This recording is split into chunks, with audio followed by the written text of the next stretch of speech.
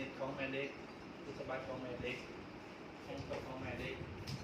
การเล็กแม่เล็กและผ่านเรื่องเกิดน้ำแม่เล็กข้อที่หนึ่งแม่เล็กแม่เล็กแม่ช้างสามารถดูดซึมและอยู่กันอีกได้และสามารถดูดซันแม่เล็กได้โดยการเหนี่ยวน้ำแม่เล็กโดยทั่วไปจะเนี่ยจะหมายถึงแม่เล็กธรรมชาติที่สามารถดูดเล็กแต่แทงแม่เล็กจะมีสองตัวคือโคนเนื้อและโคนใต้มันมีกระแสเดินผ่านสายน้ำและผ่านกอทรายเหลือมีตรงที่ผ่านแม่เล็กถึงอยู่อ้อมหอบทรายคือกับสายน้ำทั้งหุ่ม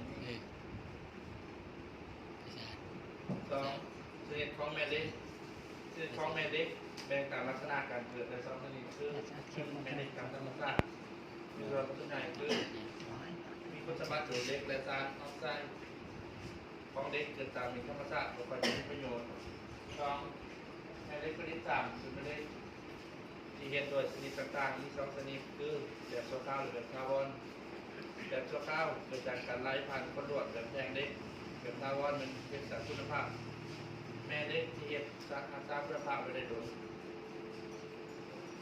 สามคุณสมบัติของแม่เล็กหนึ่งแม่เล็กที่สองขวดหนึ่งคือตัวเหนือและตัวไซส์ถ้าแฝงแม่เล็กถ้าแทงแม่เล็กให้เคลื่อนที่อย่างอิสระเมื่อยุบนิ้วขั้วที่ซีไปทางทิศเหนือว่าขั้วเหนือ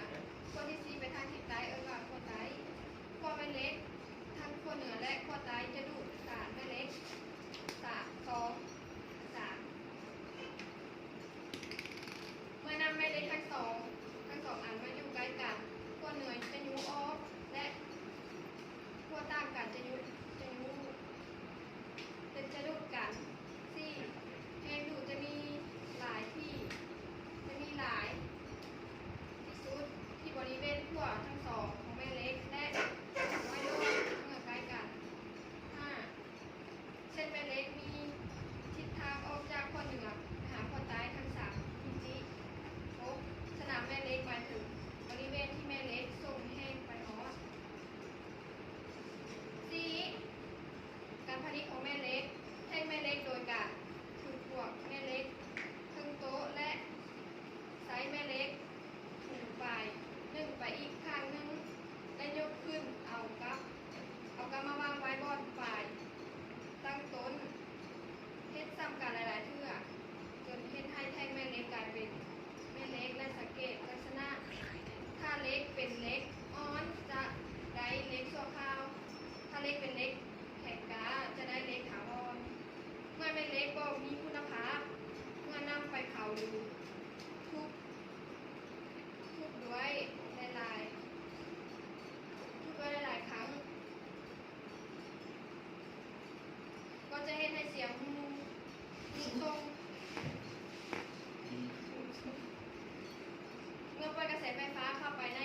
ขั้วล้วนสามารถแสดงพลังงานเป็นแม่เล็กเกิดขึ้นได้และพลังงานจะหมดเมื่อหยุดปล่อยกระแสไฟฟ้าคนที่หากระแสไฟฟ้าเห็นเกิดสนามแม่เล็กเมื่อกระแสไฟฟ้าผ่านลวดตัวน้ำจะเกิดสนามแม่เล็กหอบลวดนำในลักษณะดังนี้หนึ่งกระแสไฟฟ้าผ่านลวดด้วยตัวน้ำตรงจะเกิดสนามแม่เล็กหอบลวดตัวน้ำหาทิศทางสนามแม่เล็กได้จากกดมือขวาโดยการกำมือขวาโดยการกำมือหอบลวดตัวนำตรงและให้นิ้วหัวมือสี่ไปทางผิดทางของกระแสไฟฟ้าทิศกันวนตามการสี่นำของนิ้วทั้งสี่จะสี่ทิศทางของสนามแม่เล็กสองเมื่อกระแสไฟฟ้าผ่านโซเลนหยุดรวมตัวทั้งลวดตัวนำวงกลมจะเกิดสนามแม่เล็กที่มีลักษณะคล้ายกับสนามแม่เล็กของแท็กแม่เล็กการหาทิศทางยังคงใส่กดมือขวาโดยวิธีกำมือขวาให้นิ้วทั้งสี่ ไปตามทิศทางของกระแสไฟฟ้านิ้วหัวมือแมนจะสี่ทิศทางของสนามแม่เหล็ก 3. กระแสไฟฟ้าผ่านท่อห้อย จะเกิดสนามแม่เหล็กภายในท่อห้อย การหาทิศทางใส่วิธีการมือหัวหอบแกนท่อห้อย ในนิ้วทั้ง4วนไปตามทิศของแสงของกระแสไฟฟ้านิ้วมือแมนจะสี่ไปทิศทางของสนามแม่เหล็ก ผ่านการรายงานของกลุ่มหนึ่งกอไก่จะสิ้นสุดลงแล้วทางอาจารย์และหมู่เพื่อนมียังอยากออกคำคิดเห็นหรือมีคำติชมขอเชิญ นี่เลย